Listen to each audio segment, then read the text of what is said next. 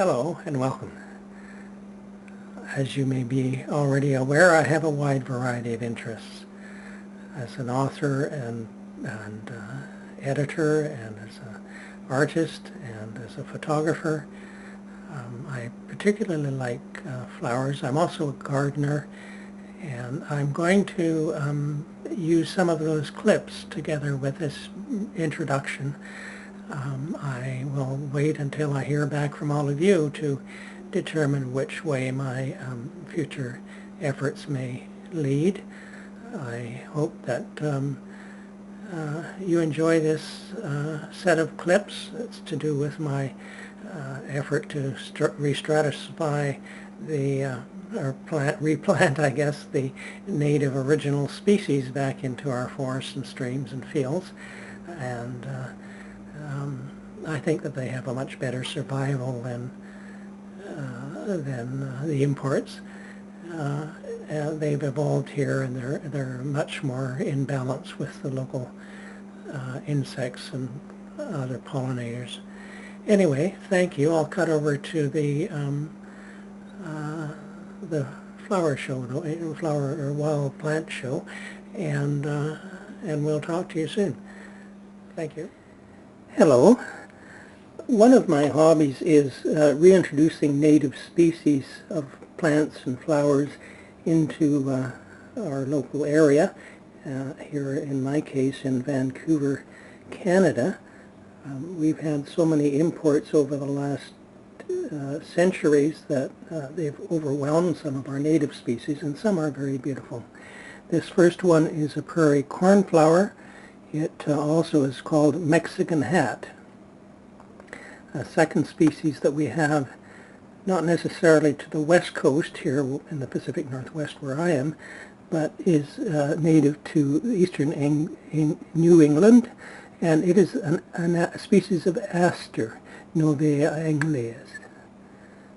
We also have blue huckleberries, which are another species that normally in British Columbia, at least, in the wilds I usually find are red.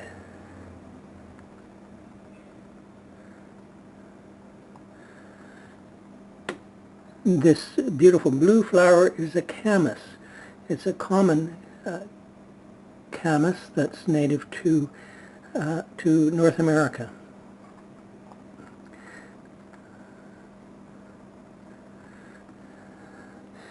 This is a columbine, and it's a wild columbine native to Canada, and it grows well not only in eastern Canada, but as well in the Pacific Northwest, if its locations are correct.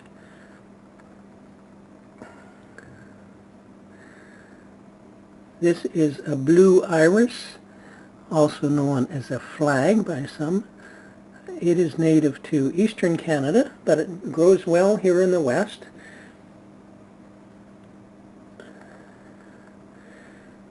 This is a chocolate lily, another beautiful plant.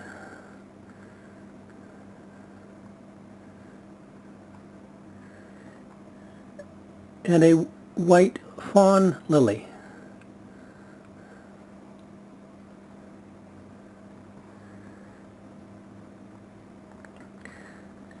This is something called a shooting star, Tedronchion hendriosum. We have many varieties, as I've said, and they don't lend themselves to human intervention or propagation, or often don't need it, but they do when they're being overwhelmed. So I use artificial stration.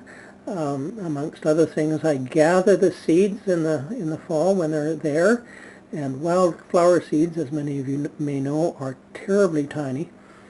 So I carefully collect them, and then I store them dry in the winter in separate little envelopes, and I then start in the spring. This very first one, which I'll go back to, the prairie cornflower, or turtle Mexican hat, is can be directly sown in Zone 3 where we are in about April 15th or so, and it's just scattered in the ground for storation purposes and to give them a boost. I actually soak this seed overnight, one night, 24 hours. And the next ones in the series are kept and soaked in water for 1 day, 24 hours, and then they are planted in, or not planted, but put in peat moss bed, and that is put into the fridge for a 30-day period. They all require that set to be ready to come out in May. So right now, at the 2nd of April, I'm getting ready to put these ones in the ground at the 2nd day of May, I should suspect, and that'll be just about be right. And so they've been soaked and they're being kept moist but not wet in the fridge for the next month. That includes the New England aster, the blue huckleberry, the common camas, the wild columbine,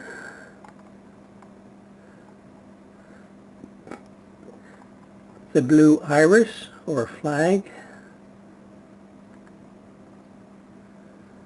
the chocolate lily,